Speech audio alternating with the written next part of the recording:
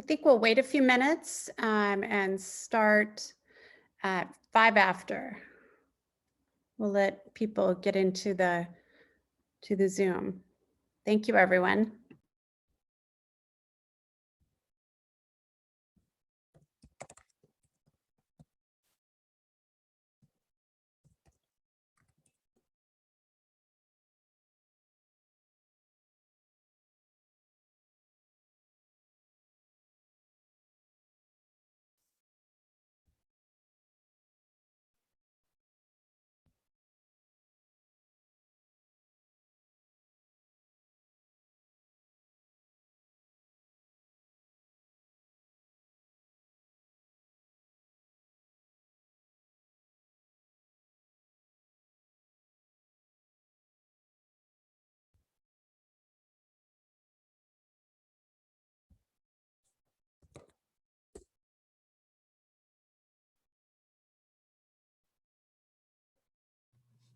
And while I have a chance, I'm just going to say some words, if that's okay with the folks here. Sure. Wonderful. My name is Theo Lada. I use he, him pronouns. I'm a PCCEP staff member. PCCEP is part of this process, as is everyone in this room, obviously. I just wanted to mention that this meeting is a webinar. It's part 2 of a 4-part webinar. And it's in collaboration with a bunch of different community partners who we'll get into a little bit later. But I wanted to mention that it's important to use respectful language in these spaces. If you have a question or a comment or a concern, please message me. I'd be happy to try to wrestle with you.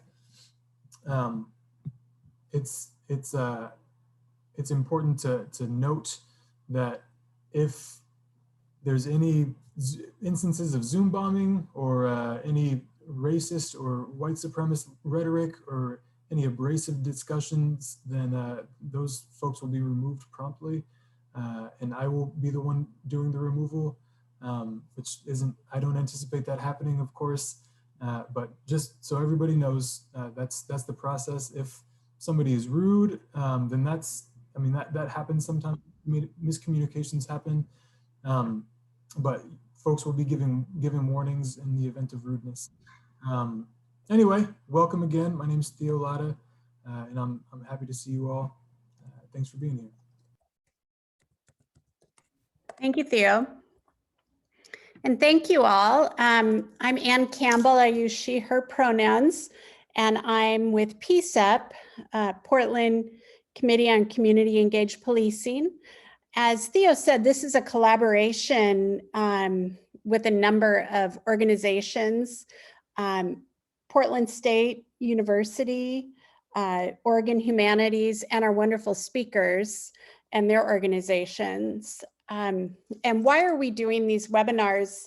At PCCEP, we passed a recommendation last spring, and the mayor signed that. It was on Truth and Reconciliation, and he asked us to put together a subcommittee on Truth and Reconciliation. And the goal of that subcommittee is to present a possible plan to the mayor and the city council on what a Truth and Reconciliation Commission could look like in Portland. And so we have developed this webinar with our partners so that we can all learn more about truth telling and truth and reconciliation. And we are happy you're all here tonight. I want to introduce our first speaker and one of our big partners, Eduardo Gonzalez. He is a Peruvian sociologist with 20 years of experience supporting truth and reconciliation processes around the world. After organizing public victim hearings at his country's Truth and Reconciliation Commission, he served at the International Center for Transitional Justice, where he supported truth commissions in all continents, including notable cases like Greensboro in the US, East Timor, Tunisia, Canada, and many others. As an independent expert, he has supported reparations and truth processes in Sri Lanka, Mali, Colombia, and Finland. He has written and talked in transitional, justice. His next publication concerns unofficial truth commissions. He is affiliated with the Mary Hawk Center for Reconciliation and serves as an advisor at several transitional justice bodies, including the Chenga National Center in East Timor and the Site of Memory in Peru. He is also a professor for the Mary Hawk Center at George Mason University. Welcome. Thank you so much, Anne, for that generous presentation. Thank you to all the participants and to PCCEP for helping organize this webinar series. This is the second discussion that we are having. The last one was last Wednesday. I led that discussion, and if you were there, you will remember that what we discussed was, in general, the concept of truth, and why is that concept so critical, so important in America today? And what can we do to make truth a key element of our political and cultural discussion in this country, particularly through the use of institutions such as truth commissions. What we identified in a discussion that was very robust at moments with many very pointed questions was that in the first place, truth is a very important narrative because it justifies and it is directly connected to social hierarchies. And to discuss what is true in history and what is true about significant events in the past has direct impacts on how we see the world and how we see the social structure.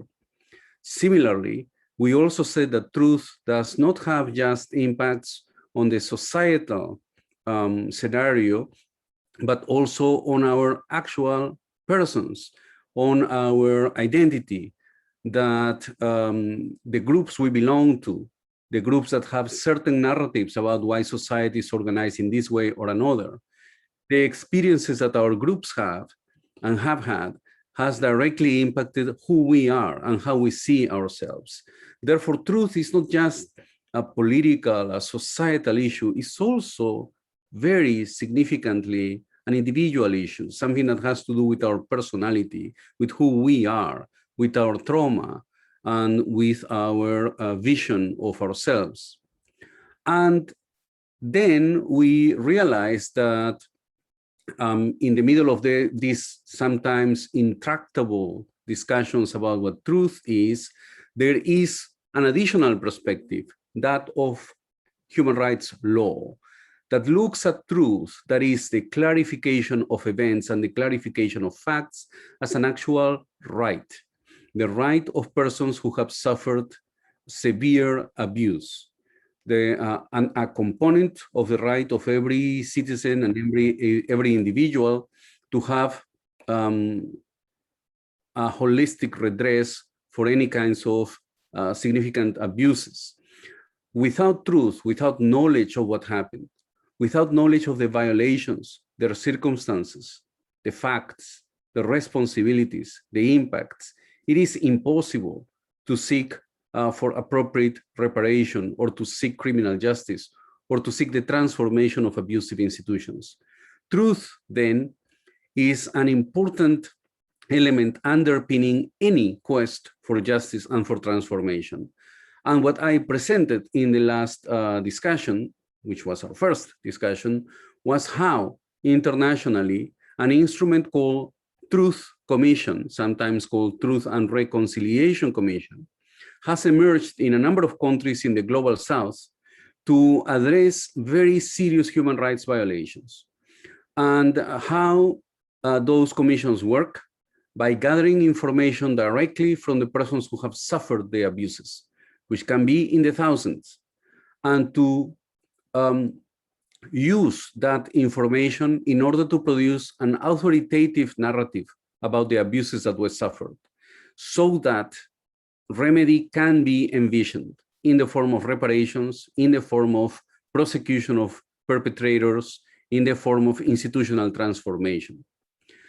I mentioned also that truth commissions, even though they emerged in the Global South, and certainly everyone has heard about the South African Truth and Reconciliation Commission, and we have someone tonight who worked in that commission.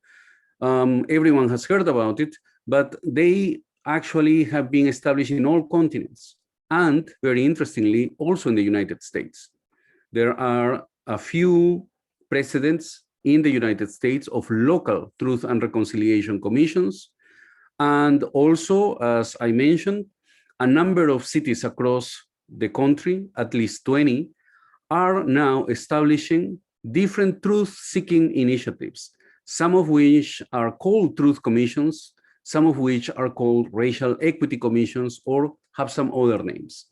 The important thing is that those initiatives are bubbling up across the United States. Moreover, those initiatives that are coming from the bottom up may meet somewhere in the middle with nationwide initiatives that have emerged at the legislative power, at the legislative branch. As Representative Lee and Senator Booker have presented the proposal to establish a Truth, Racial Healing, and Transformation Commission, which is inspired in the logic of truth commissions around the world. So that is what we discussed yesterday, last week. And what I would propose we discuss today is to have a look at how truth commissions actually look like when you have a closer examination.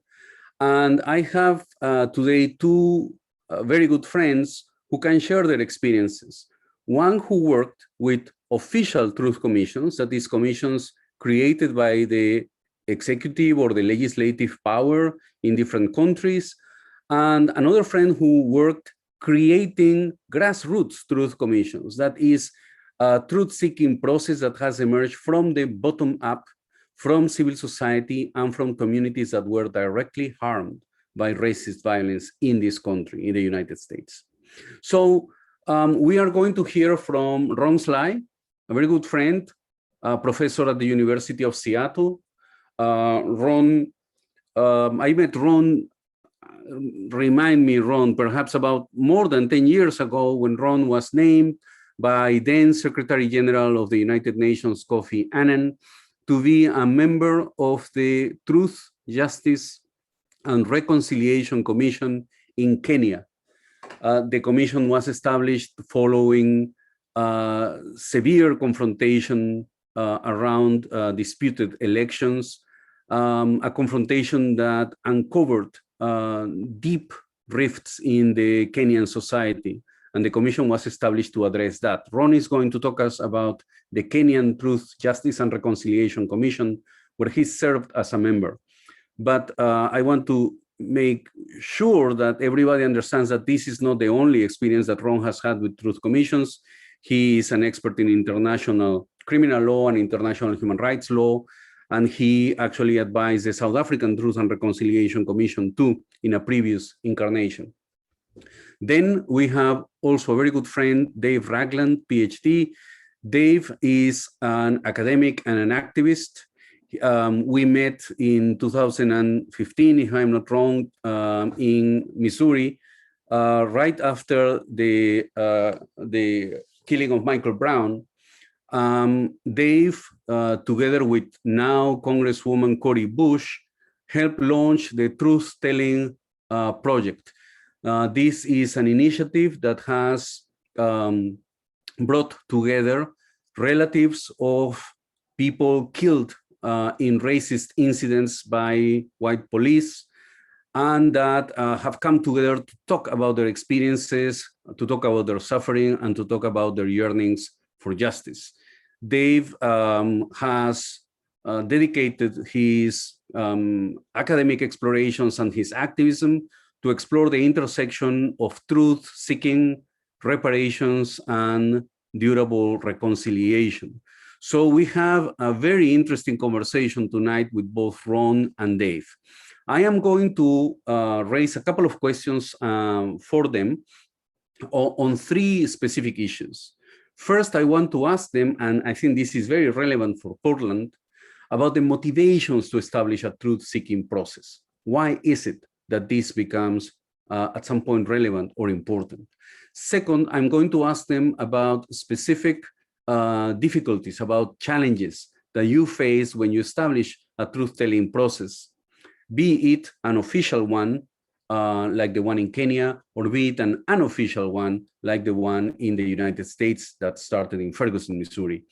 And finally, I am going to ask about some lessons learned. And at that point, we will open the floor for interventions by the public, questions and answers, etc. So if we're all in agreement with that, let me then start. I have my run of the show document here. So let me start first with you, Ron, if this is okay. So as I was mentioning, Ron, you had a very interesting experience in Kenya, the Truth, Justice, and Reconciliation Commission. So, and as I mentioned, there was explosive and violent electoral crisis in 2008, 2009.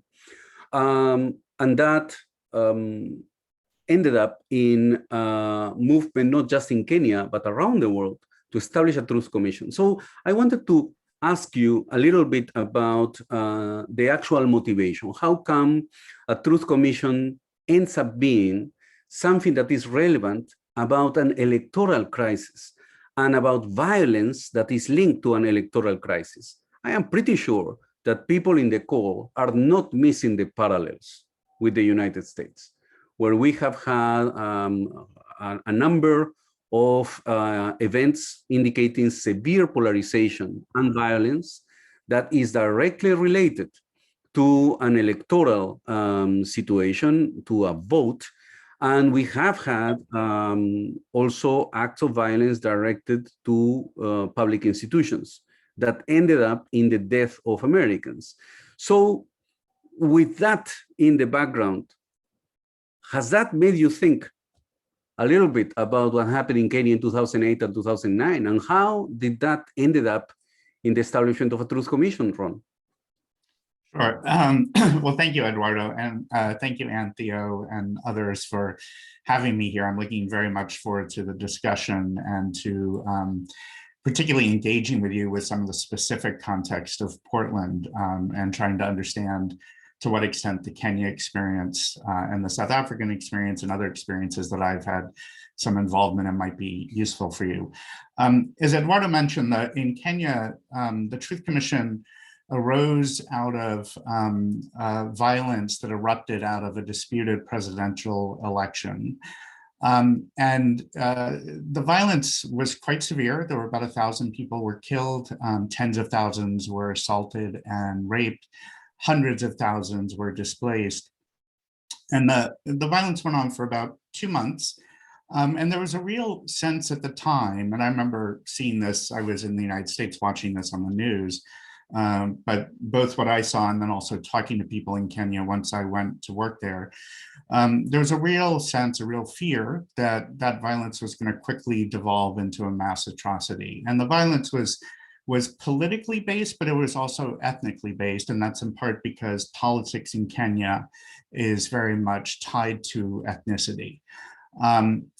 There was a negotiated settlement between the two disputing parties that was facilitated primarily, although not exclusively, by Kofi Annan. And as a result of that negotiated settlement, there were a number of agreements with respect to reforms that the two parties agreed to. And there were a bunch of things, but most importantly, maybe for our purposes, there was a specific commission that was set up to look at the violence itself, to identify victims of the violence related to the election during that 2-month period, as well as to identify individuals that were responsible, individual perpetrators. That process ended up leading to the involvement of the International Criminal Court, opening up an investigation in Kenya. And I'm happy to say more about that if people are interested during the question and answer. But in addition to sort of focusing on that sort of immediate individual responsibility, there was also a question, a concern about how, and the way it was phrased to me by a number of people is, how was it that a disputed political election could lead to such a massive amount of violence and threatening a mass atrocity, some feared a crime against humanity or even genocide. What was it about Kenyan society? What was it about the history of Kenya, the history of injustices in Kenya, that made this trigger of an election, a disputed election, almost evolve into such a mass atrocity? And so the idea was to set up a truth commission to really look at that question, to look at the historical injustices, really officially starting from the time of independence in Kenya, so the end of colonialism, although we as a commission had the power and we did a little bit look at the colonial period as well, because you can't really understand the history of human rights abuses in Kenya without understanding the massive abuses committed by the colonial powers, in this case, the British government in Kenya. And so the Truth Commission was set up to really look at those historic, systemic, institutional antecedents, if you will, that laid the groundwork for what almost became a genocide in Kenya. Let me mention two more things. I don't want to take up too much time, but there were two very significant things that Kenya chose to do that were different than South Africa. There were many other, but there are two that I want to highlight. One is that South Africa had what was called a Truth and Reconciliation Commission. One of the criticisms at the time in South Africa and since was that it focused a lot on truth and reconciliation, but not so much on justice or accountability. Kenya historically has had an enormous amount of impunity with respect to people in power, both in government and outside government, in terms of a wide range of abuses. So it was deliberately decided to call the thing created in Kenya a Truth, Justice, and Reconciliation Commission. And, one might say, well, that's just a name. Does that really make much of a difference? There are two things I think that I want to point out that were significant about this. Number one, it's a public sort of statement about what was viewed as necessary given the violence. But secondly, as somebody who worked in the Kenya Commission, it was useful for internal discussions, internal debates, internal disagreements that we had within the commission about what we should focus on. And there were, me and some of the other commissioners were able to point to justice as part of our mandate in pushing back against some who were pushing for less accountability, less confrontation, less justice, I would say. And so it was useful to be able to say that justice was very much a part of our mandate, in addition to truth and reconciliation. And then the last thing that was quite significant is that our mandate, and I'll talk more about this later, didn't just focus on the killings and the assaults that occurred, the sort of violations of bodily integrity rights, but included a wide range of issues and rights and violations, including issues related to land and theft of land and ownership of land, housing, water, food, education, economic, social, and cultural rights in a wide sense of those those rights and those violations, corruption, economic marginalization, and a bunch of others.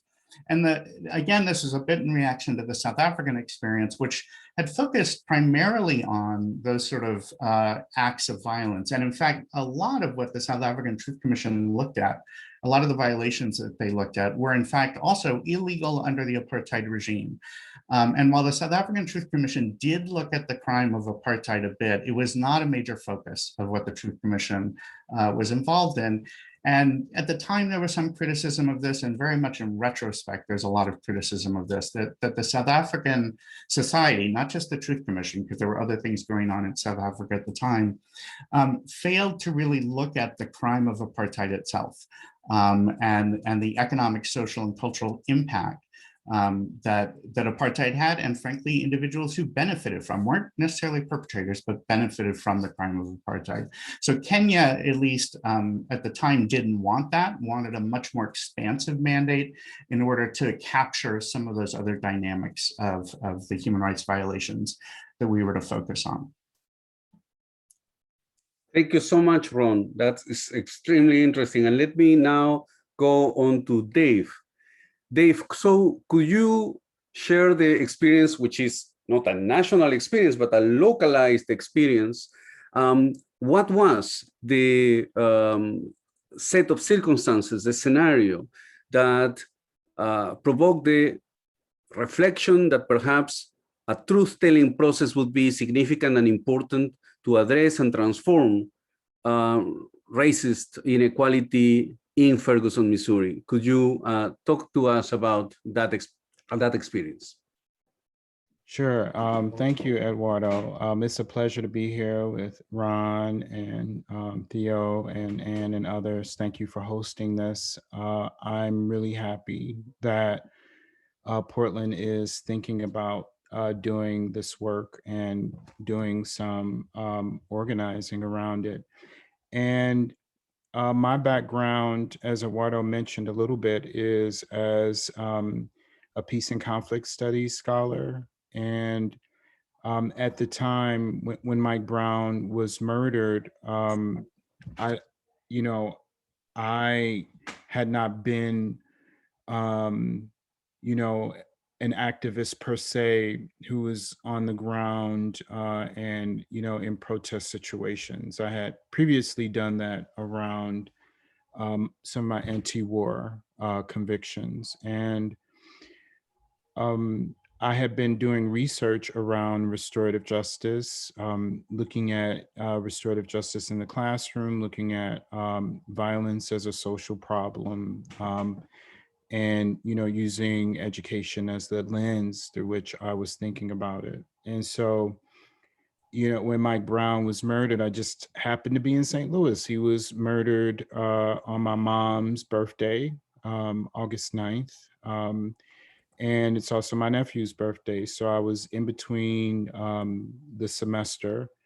And the way the project came about was I was on the board of the Peace and Justice Studies Association, and we released a statement and around condemning police violence in general. And all of a sudden, after that statement was released, and I've written an article about essentially like police violence as a epidemic in our society. And a lot of people started reaching out to me, and the people who were reaching out to me have been people who had for a long time been interested in a national truth process or truth and reconciliation process of some sorts in the US, specifically focused on police violence. And so we began particularly with local groups like Center for Educational Equity and Sophia Project and so many other local organizations thinking about, all right, how do we, number one, help people heal? How do we do something that is an intervention to police violence? And we initially began using the name of Community Institute on Truth and Reconciliation. And as we became more grounded, Congresswoman Cori Bush at the time was essentially ministering to people on the streets, and not in the way like you think of people ministering, but taking care of the youth. She, for her work, she was a nurse and worked at a community mental health organization that were making sure that people had the resources that they needed. And just to take people back in history, in 2015, we have to understand that this was the first time when people saw tanks and, besides SWAT, but like massive military force on American streets. And so people, the protest community were outraged. People were outraged. Protesters were outraged because their rights were being violated. Right after Michael Brown was killed in Ferguson, Missouri, St. Louis police killed another African American youth, Kajimi Powell.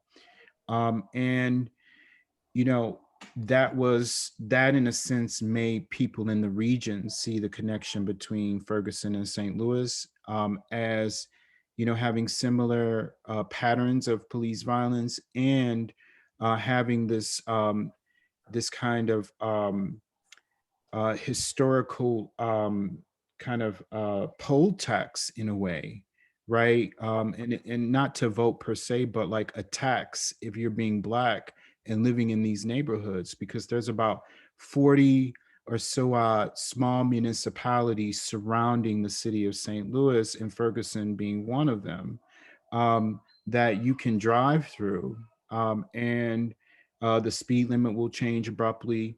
And many of these towns where you were gaining about 70% of their income by pulling over, stopping, penalizing Black people just for driving through those communities.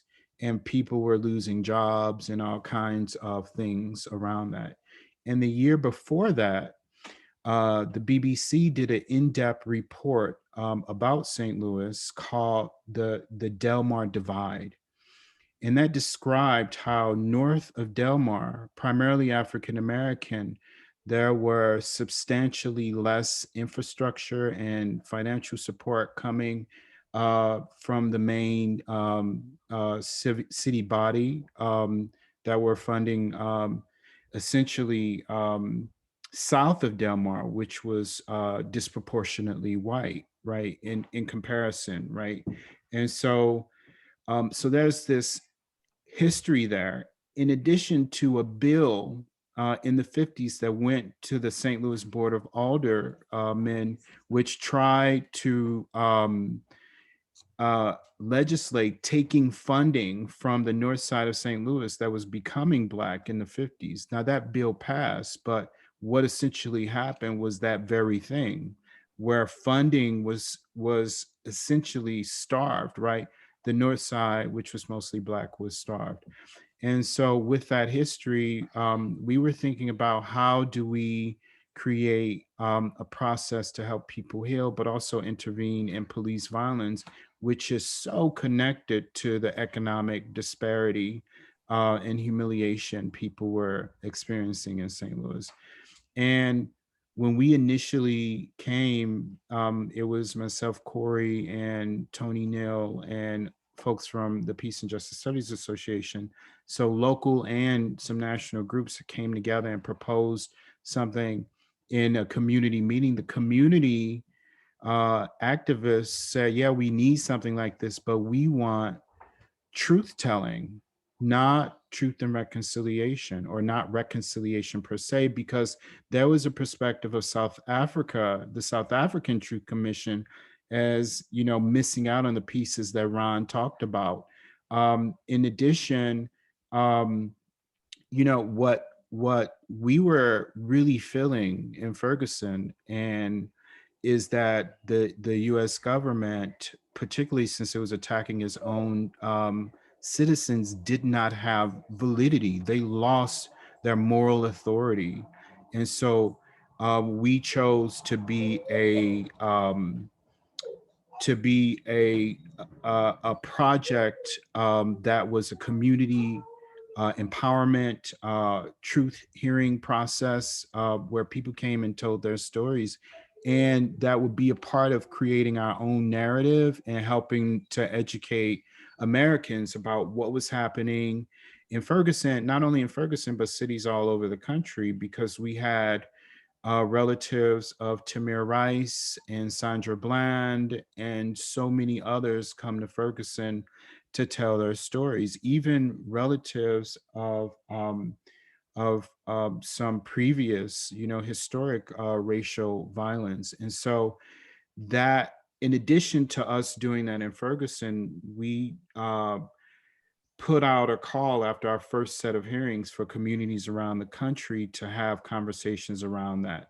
And part of how we came to establish ourselves was we spent a lot of time in Greensboro, North Carolina, learning with the Greensboro Truth and Reconciliation Commission about their process. And we took some of the pieces, and there are a lot of criticisms for not focusing on the traditional structure of truth and reconciliation. But if we learned anything, it's that each community has to create a process that speaks to what is happening, the histories in their community, and it has to be accepted by the community. And we actually turned down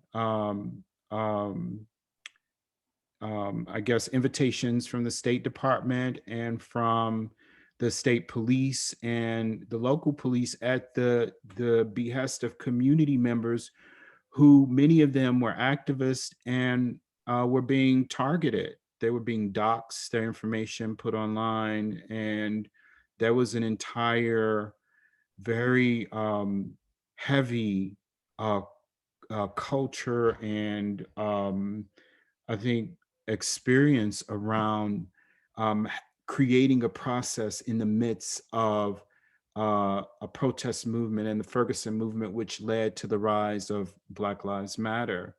And so we essentially were really looking at what can we provide for our community, and how can people around the country learn from our example. And that work has continued while we didn't do official reports, and we created an online learning platform. And that work led to us really thinking about reparations as we were connecting slavery to police violence, and that period in between that where we just celebrated or not celebrated, we just are coming out of a huge remembrance around Black Wall Street. And a similar thing happened in East St. Louis. And one of the people who were part of our ceremonies as we were beginning our truth-telling processes had his grandfather literally escaped in a little rickety boat across the Mississippi River because the Missouri State Police stopped them, even though African Americans were trying to escape across the footbridge to get away from the racial hatred mobs that were happening in East St. Louis. And so we felt all of that history, and we felt that it was important to have a process that was reflected by what the community wanted. And I could talk a little bit more, but I'll stop here and Thank you, Dave. I actually want to continue with you if possible, because, well, there is something interesting in this first couple of interventions, which is that these things started by one traumatic event. But you soon realize after examination that this traumatic event has deep root causes. And the truth-seeking process that is envisaged, both in Kenya or in Ferguson, starting from that very basic traumatic event, start exploring not just the what happened, but the why did it happen. And therefore, they both end up recognizing that there is a need to examine issues of colonialism, issues of racial disparities, which are deeply seated in a historical dimension. And so the truth commissions are not just an examination of something that has happened a couple of months ago, a couple of years ago, but something that has very deep roots. So that is a very complex task to undertake. It's a very difficult thing to do. And the instrument you have is apparently extremely simple, extremely weak, which is just the testimony, right? So I wanted to ask you, Dave, and then you, Ron, about specific challenges, difficulties. When you start doing a truth commission, right? On top of the fact that you are in a situation of racial injustice, of actual or potential violence and discrimination, of stigmatization and persecution, what actual difficulties are there in the actual creation of the commission, in the actual establishment and functioning of a commission? Was it the inherent difficulty of studying this issue? Was it the need to gain the trust of the people who are going to come and talk about these issues? Was it a combination of those elements? Was it something more practical, like funding, like organization, like time to work on this thing? Could you, Dave, share with us what were some of the challenges and difficulties that you had to cope with in that process? Sure. And so I'll speak about, I think, I would say like I would say as we were beginning to try to develop this process, it was already factions in the Ferguson movement, right? And it was like, because a number of religious institutions, we were all in conversation and we were using the banner of a restorative frame, right, to talk about truth and reconciliation. And one of the groups was a leader of a major synagogue who had been supporting the IDF, the Israeli Defense Force. And we had also known that the Israeli Defense Force trained Ferguson police. So while we're local, like it was very global, and Ferguson activists, we had a very close connection with Palestinians because immediately after we began like getting tear gas, shot with rubber bullets, just for like all kinds of, being abducted by police and stuff like that. They were sharing lessons about dealing with the IDF, right, with Ferguson protesters. And so there was a lot of distrust, right, because of like what we were happening. And, I think I don't think we had seen any kind of media attention around police violence. At that point, there was Trayvon Martin, but not in the way people didn't pay attention in the way people paid attention to Ferguson. And so everyone was coming in and, saying, all right, this is the way you do it. So that factionalism, that kind of sense of like, what does a movement look like? Do we need a truth and reconciliation process? There was also definitely issues with funding. Like we didn't have funding, which is why we didn't want to take money. Like there were certainly offers, but we had in the beginning decided on a set of principled ways and values that we would organize and what our commitments were. And so that meant that we couldn't accept money from other places, especially in light of the way that the police had been spying on people, and putting, we videoed, right? Like police officer one day and protester the next day. So there was a lot happening, and to try to establish a truth process during the middle of a protest. And then the last piece I'll share is that we were, as organizers, we were faced with this attention because it was Ferguson, and the interest from the national kind of perspective about what we should be doing, and the support that we wanted. You were a part of a lot of those conversations as well. And there were national figures who were supporting, and even Bishop Tutu wrote and was interested in what we were doing.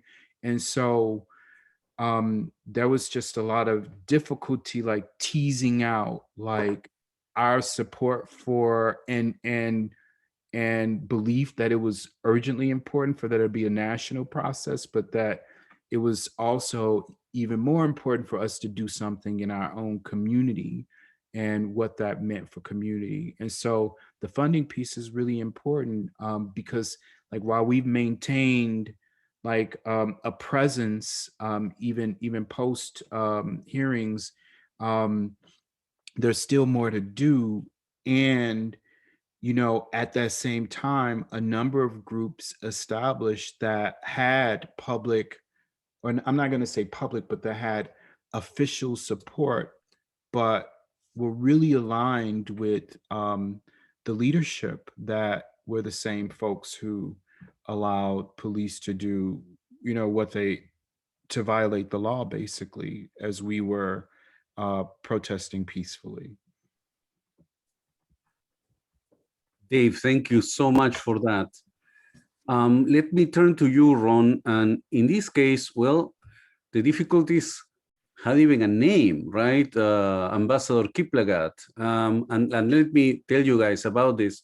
Ron's experience was in an official commission, a commission created by law of the Kenyan Parliament and established with the assent of the President of the Republic. And there was a process to name members of this commission.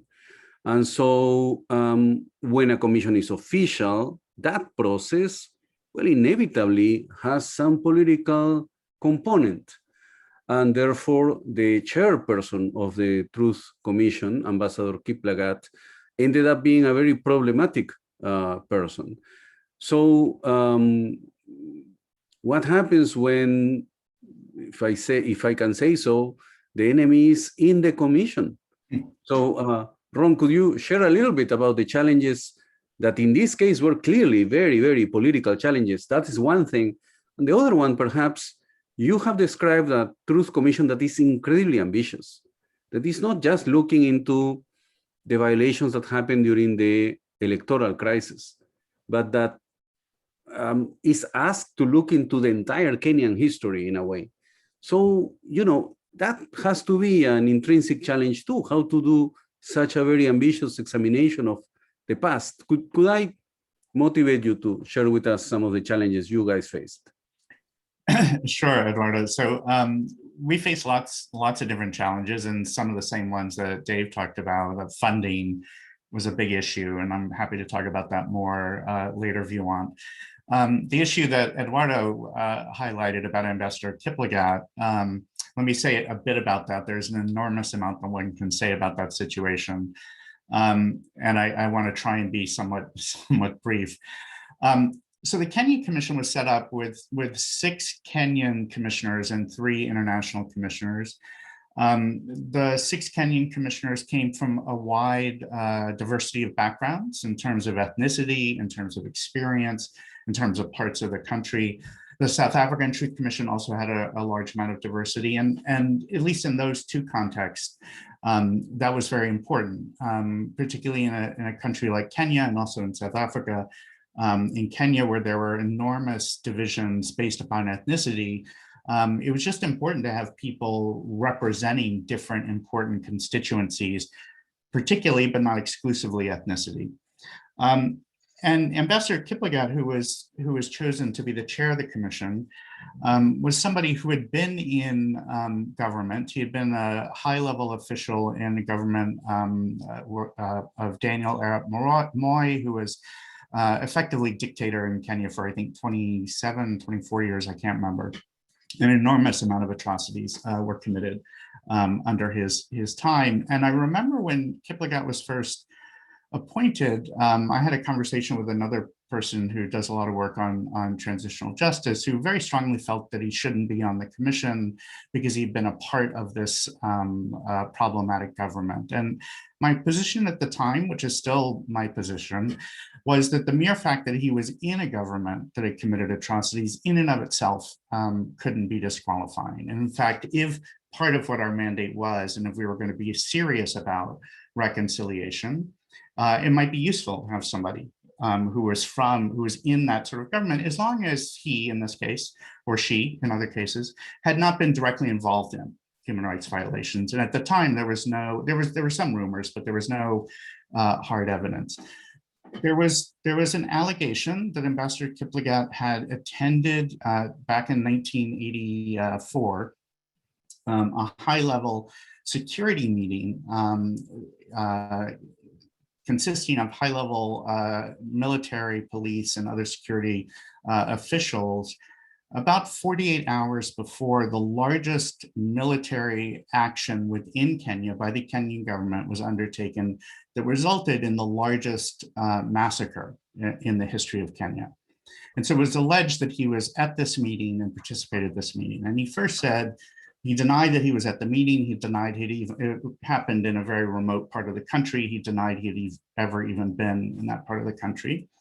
But then somebody who was at that meeting reminded him, and this is what he says now, reminded him that the two of them had attended the meeting, and he now remembers, or at the time remembered, that he had been at the meeting, and now also remembers that during this, it was actually about 36 hours of meetings, they never once discussed any military security operation, including this one. So very problematic. There were a lot of maneuverings with respect to his presence. When it came out that he had been at this meeting, a process was finally agreed to, and we'd had a lot of internal debate and division within the commission among the commissioners about what to do about this. Kiplagat, felt very strongly that he had to stay, that it was unfair, it was actually a violation of his rights, he claimed, if he was not allowed to stay. But when it came out that he had attended this meeting, there was a process in our legislation if you wanted to remove one of the commissioners. And it was a very, very difficult process, which I think is appropriate because we were supposed to be independent and you didn't want it to be easy to remove one of us if the president or parliament or somebody powerful didn't like what we were doing.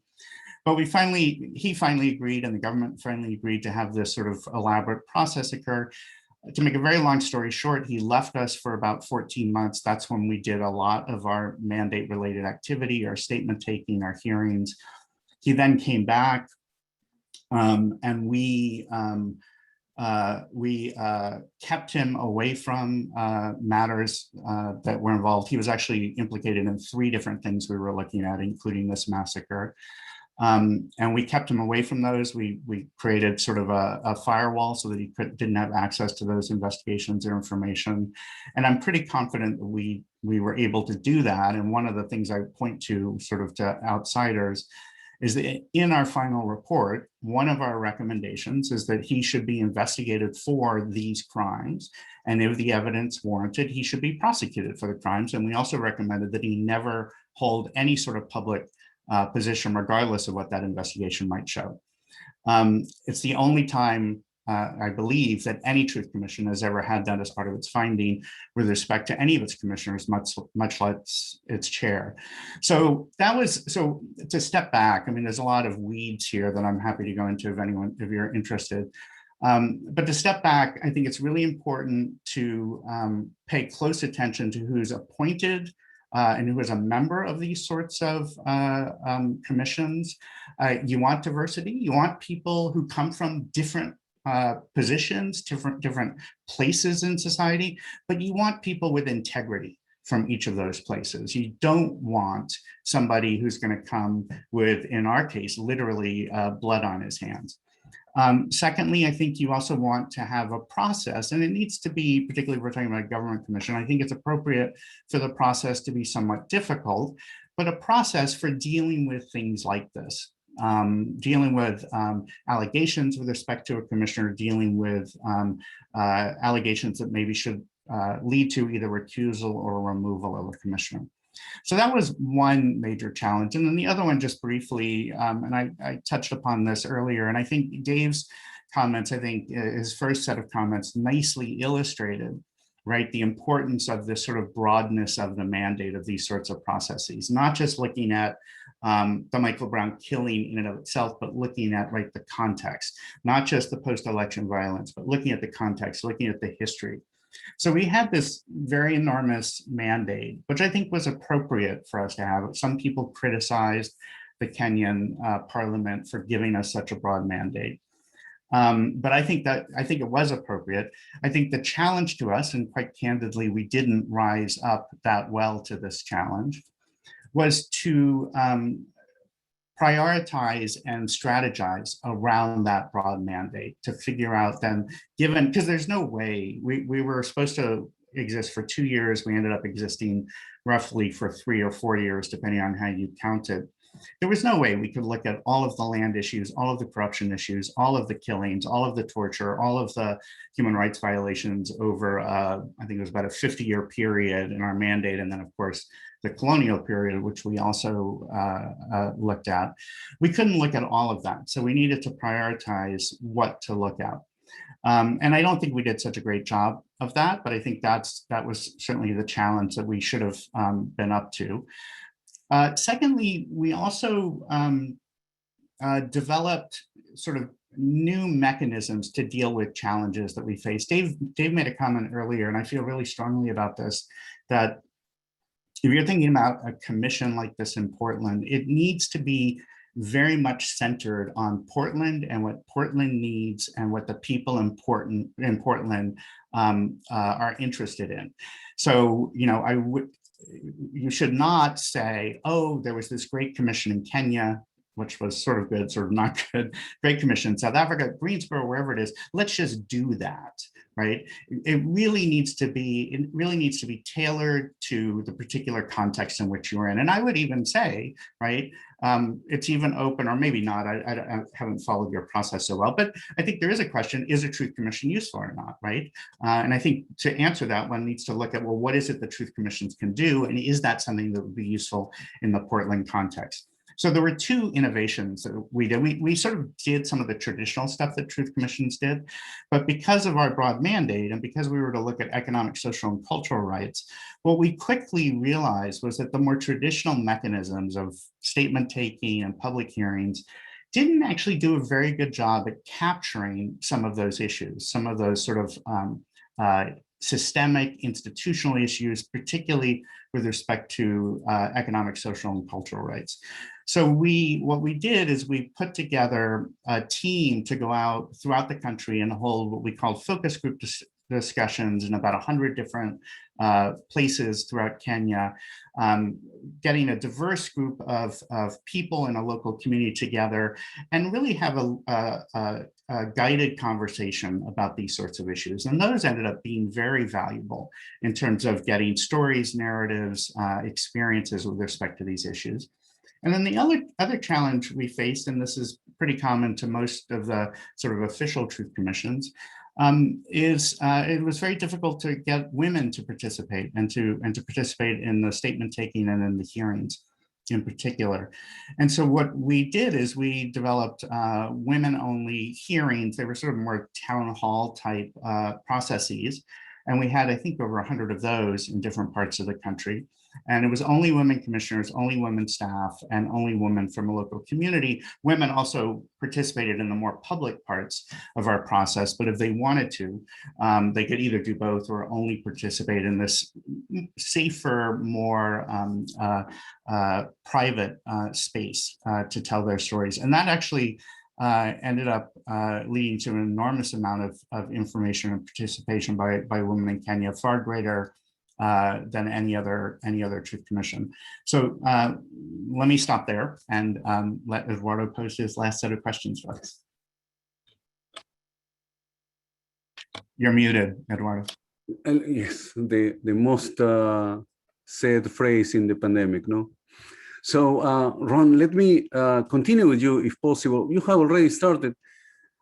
So if you could draw one lesson, because we are already having a very long conversation, but if you could just talk about one lesson that could be useful for Portland, and I'm thinking particularly on the question of dealing with government. You dealt with government and you had to keep your independence in very complex circumstances. And of course, in a city, you have the city government and you have all these constellation of political issues happening. So how do you keep your independence? What can you say about that, Ron? Yeah, it's a really important question. And there's some obviously advantages and disadvantages of being created by the government. I mean, on the one hand, we had some powers that you wouldn't have if you were a non-governmental organization. But on the other hand, we were very dependent on the government for some things. And I think it's a dance. We were independent in some ways, but I would not say that we were 100% independent. We were dependent upon the government for money. We were actually dependent upon the government in many cases if we wanted to go places, which I found quite outrageous, but we weren't able to get that changed. We were dependent on the government for information. If we wanted to get information or documents from the military, there were processes in place for us to do that. And frankly, we didn't get much of it. And part of that was our own fault for a variety of reasons, including because of our chair. We didn't push that as much as we could have. But we were also, because we were tied to the government and somewhat the government could control us a bit, that was really problematic. I think what I would say is that that these processes, regardless of whether it's government or not, are political, and that's not a bad thing. That's actually a good thing. And I think the mistake is to try and pretend that the process is apolitical, or has nothing to do with politics. And I would make a distinction between political and partisan, right? So political, what I mean by that is being very sensitive to different stakeholders and constituencies and allies and sort of enemies, if you will, or people that can put up roadblocks, and to be really smart about those relationships. And to the extent that you can, and I would argue one should do this to the maximum extent possible, is to be really transparent about those things. At one point, we got most of our funding from the Kenyan government, and we were trying to, or some of us were trying to diversify our funding by getting some money from foreign governments. And Kibligata in particular, I remember, was very concerned about us getting money from foreign governments. And to put his concern, I think some of this is good faith, some of it is tied to his own situation. He was concerned that if you get money from the US government, the Japanese government, the German government, all governments, which eventually gave us some money, that they would come with strings. And my response was, all money that you get comes with strings. The money, we were getting money from the Kenyan government, and that came with very large strings, very large ropes, I would say. So the question isn't to try and find money or support that doesn't have strings. The question is, well, what are those strings? Where is there a confluence of interest between this funder or this NGO or civil society or whatever and what we're trying to do? And where are there disconnects? And we want to be really careful about the disconnects. We don't want to be captured by or to be directed by doing something that we don't want to do, but it is the interest of someone else. But if there's common ground, let's try and build upon that and exploit that. So that would be the one thing, but I have many other lessons as well. Thank you so much, Ron. And I'm pretty sure that as this process evolves in Portland, there will be way more conversations on this issue. Dave, so let me turn to you with the same question, just one lesson learned. And I am thinking of one particular thing that perhaps may be interesting and important, because, when it is a grassroots initiative, this is a traumatized community dealing with this issue itself, because no one is taking care of it. And this is a traumatized community taking responsibility for its own healing in a situation of a lot of pain, in a situation of a lot of mistrust. So what did you learn from that? How is that possible? Where do you get the resilience? Where do you get the strength to actually do it? And, how do you make this possible? Yeah, that's a good question. And, one of the things that I learned was how much you have to support people who participate in these processes, because and we learned it while we were in Greensboro, right? They said that, but we didn't know. Like we didn't know. And to this day, like the people who came and gave their testimonies, we see that as a sacred cornerstone that could lead to further truth telling and eventually a full-on process. But so in that, in having people's stories and hearing people's stories, people have to understand that truth telling, and we were very careful in how we framed what we did. And I put in the chat our mandate and declaration of intent. People can take a look at that. But we're very careful because some people had ongoing legal cases, and so we had to frame the commission, or we didn't really call ourselves a commission, but the truth telling and testimony part of it, to really focus on what was in the news, right? What was public, and we didn't really get into some of the more controversial stories, because for Black folk in the United States, we had always ran up against, is what we're saying the truth? And so that was one of the primary purposes of the entire project, right? To acknowledge that people who experience something are telling the truth. And it doesn't matter what a political pundit says. And so as we were being told these stories, like, we also were able to see that this is in our communities,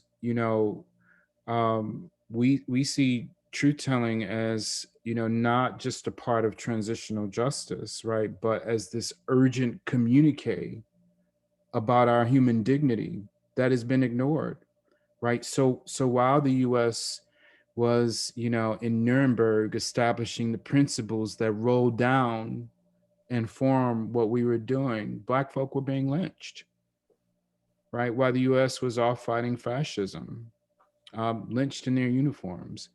And so as people were telling their stories, we had to develop a way to honor them. Like we obviously had no money, and we wouldn't have been able to pay them just for various ethical reasons anyway. But we also we began caring for people who had been victimized by police, putting packages together for them, reaching out to them, following up with them. We still are in contact with people, and we set it up so whatever funding we got, a piece would go to families who had experienced police violence.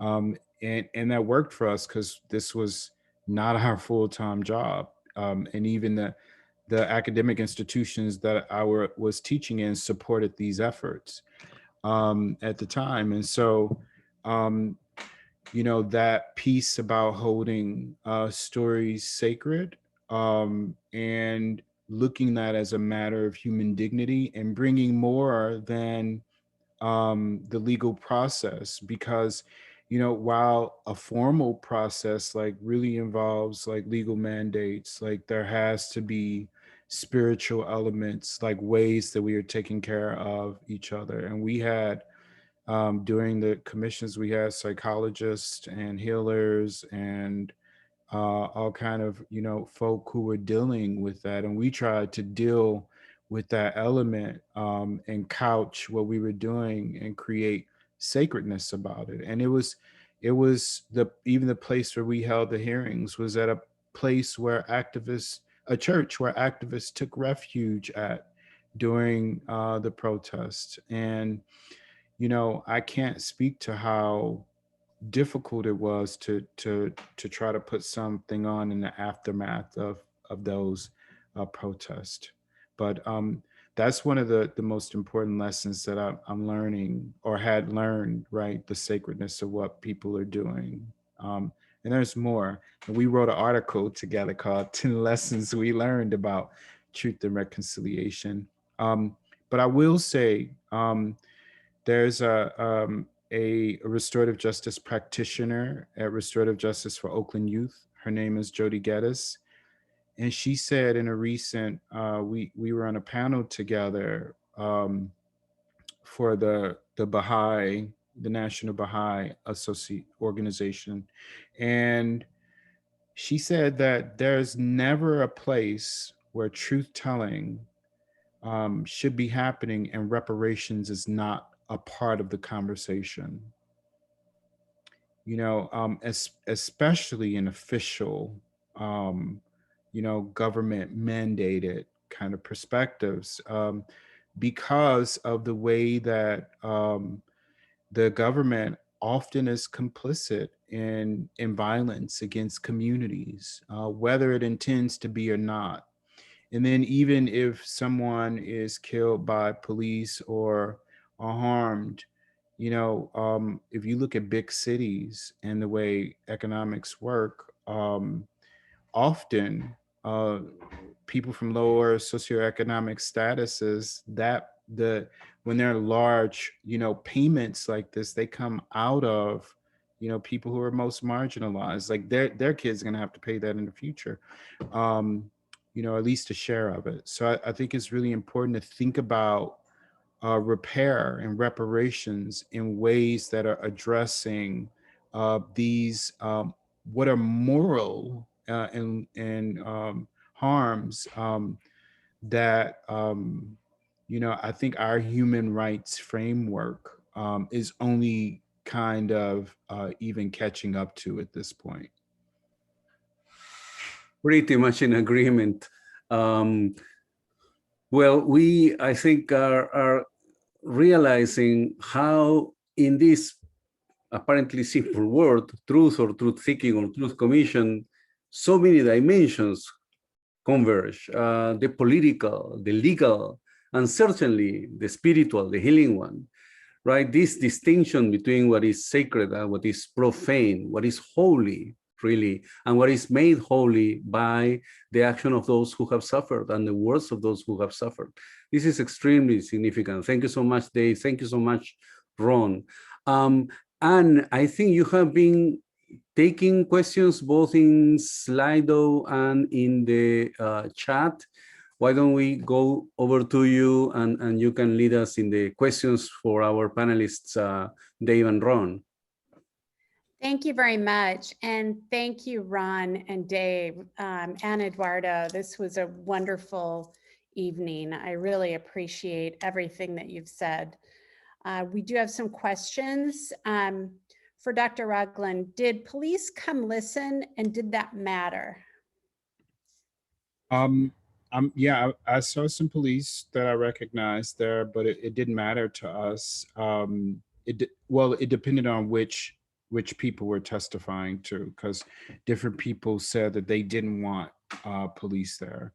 I mean, we actually had an incident where we had to stop somebody who was a protester who had just started arming himself to defend himself from police. And how do we tell somebody you can't wear your gun on a holster? He promised not to do it and came in with it anyway. And so it was really that piece was really traumatizing. And if we would have had police, he would have been arrested, even though it was all illegal. I'm pretty sure. So to a large extent, we didn't advertise to police, but I do know some that came to some of the hearings, but we didn't bar them. This was really for the community.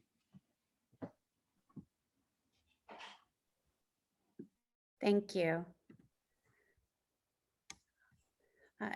For both of you could answer this. How did communities know in the aftermath of such institutional violence, when was a right time to move forward with discussion of truth commissions? Very good question.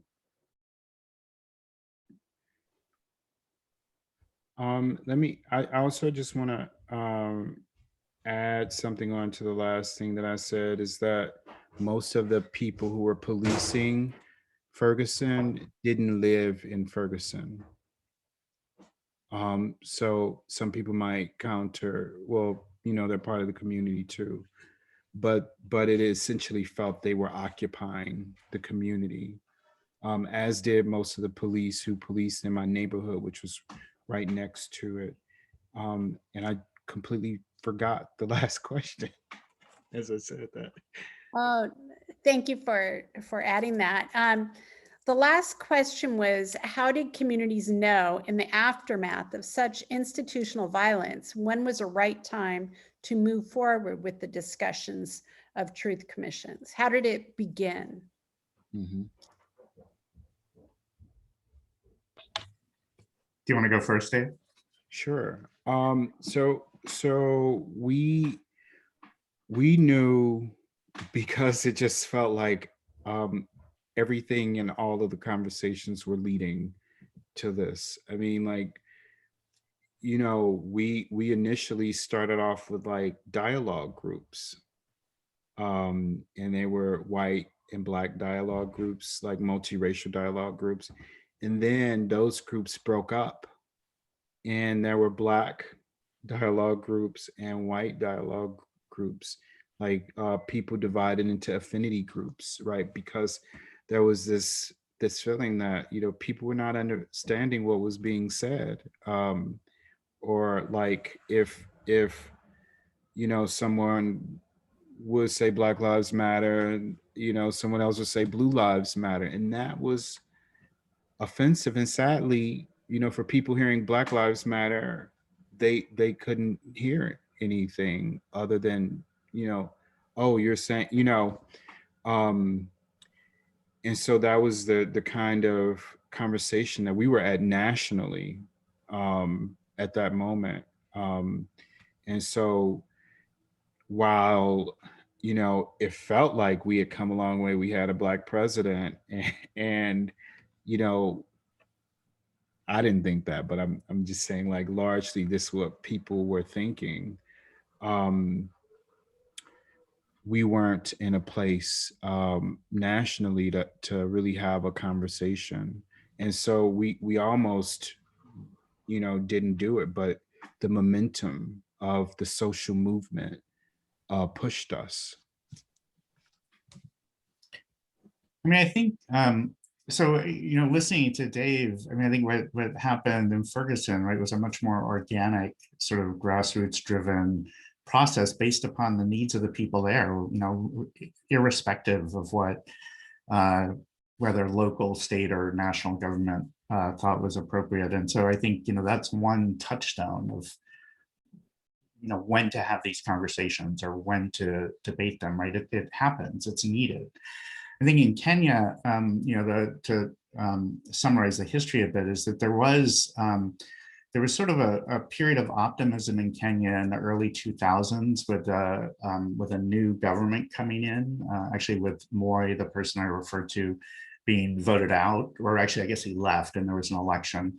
And there was an enormous amount of optimism. In fact, I think there was a study by, I can't remember, it was Carnegie or some people who look at these things, that Kenya was the happiest or most positive country in the world at that point. And there was an enormous amount of optimism about that the government was going to, was progressive and was going to do things about corruption and historical injustices. And there was a move to create a truth commission. And a lot of time and effort went into it by a lot of civil society. There seemed to be a fair amount of interest in doing it, and then nothing happened. The government just let it drop. And the government that was there supposedly to try and combat, or pledging to combat corruption, turned out to be really corrupt. So then, right, you had the post-election violence in 2007, 2008. So you had this new spark, this new sort of, point. The earlier point was this positive election. Here was this negative election. There was a focusing, I think, of the minds of people in power that, they were sort of on the brink of a disaster and they needed to do something about that. There was a lot of debate about whether Kenya at that point really should have a Truth, Justice, and Reconciliation Commission. And one of the arguments, which I'm somewhat sympathetic to, is that the political situation in Kenya had not changed. So, just to very crudely compare South Africa. South Africa, you have the end of minority white rule. You have the first democratic elections. You got Nelson Mandela in power. Political power in South Africa had shifted quite dramatically. Not economic power, but political power had shifted quite dramatically. That had not happened in Kenya. In Kenya, the Minister of Justice that oversaw us actually was somebody who had been prosecuted for corruption and was very much linked to a whole bunch of human rights abuses. So we were dealing with a very problematic government, and there were some that argued that you really shouldn't have this sort of process until there had been a political shift. And my response to that, just to close, was that I think you could have a process like this in the midst of a political transition, and that then what you needed to do was to think about as the commission, what is your proper role, right? How do you push that transition forward? Now, in retrospect, the transition never happened in Kenya. You ended up, Kenya is still run by the same effective groups of people that it had been while I was there and before. So there was a failure in terms of that. But I think, for me, it's not so much finding that there's a right time and a wrong time. It's figuring out what this time is. What are the needs of the various communities, and would something like this be useful? And then, given that political context and economic context and all these other contexts, what does that mean then that you do and how you operate, right? I do think one could wait forever for the most perfect time, and that's a mistake. And so I think one needs to just be attuned to and sensitive to and smart about the situation in which you find yourself. Can I just hone in on something that you said, Ron? The piece around South Africa, and they had this political transition, and something that just comes up for me is the moment at which we started our process in St. Louis was. And I kind of mentioned it, most police officers believed that they were doing the right thing, right? And I kind of touched on it, but I just want to point out that, with George Floyd, his murder, you had actual police in leadership around the country saying it was wrong. And, I don't think we've had that before. I mean, that has a lot to do with the government, right? The Keith Ellison and, others in power. But I think we're at a different point right now for the type of process that we were trying to create back then, even though it's just a few years later. Thank you very much. Thank you both. We have just a few more minutes.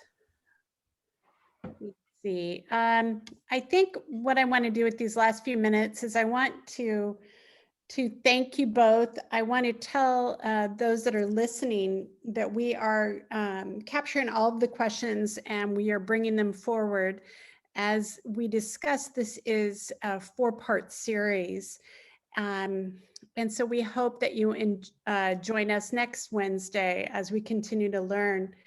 And I'm going to take this from Auntie that this was a beautiful discussion tonight. And on behalf of PCCEP, we are just so lucky to have the people we have here with us in this space. And I want to thank you all very much. And we will see many of you next week. Thank you so much. Good night, everyone. You're very welcome. And I'm happy to help and continue to consult if it would be helpful. So Thank you. Thank you so much. good luck. Yeah. Thank you so much.